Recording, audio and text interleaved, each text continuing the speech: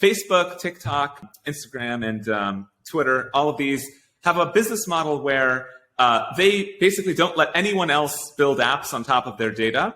They make it so that you have to use the apps that they created. And the reason for that is if they allowed anyone else to build an app on top of their data, then they wouldn't be able to show ads to those people. They don't control that real estate. And so that hurts their bottom line to have other people building on the content.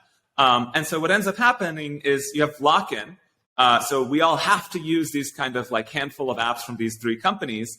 And we don't really get competition and innovation in the apps. It's kind of like, oh, if Instagram decides to hide the number, everyone goes crazy, even though that's so basic. And if you allowed anyone to build, then people could build different interfaces that don't show the number of likes or something like that easily. Like you just have that. It'd be like, why do we even, why is this what this one company decides what we all have to deal with? What I really love about the DeSo side is just the portability, right? Where if I'm on Facebook right now and I've spent the last, 8 years building my group of friends and my followers, etc., and then Facebook screws me over by changing the algorithm, banning me, etc., like I'm just kind of out of luck, right?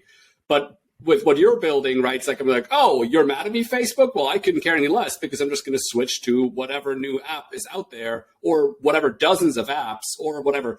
If I don't like the algorithm, right, I think they're too Republican or too Democrat, I can just switch to someone who displays it differently. So I think that's my favorite part, obviously. And that's exactly the benefit of putting all the content on the blockchain. When you have a blockchain and all the content is on the blockchain, essentially all you need is for one app to be successful, for one app to generate a lot of profiles with a lot of posts, kind of get some traction. And then again, all of that's usable by all the other apps.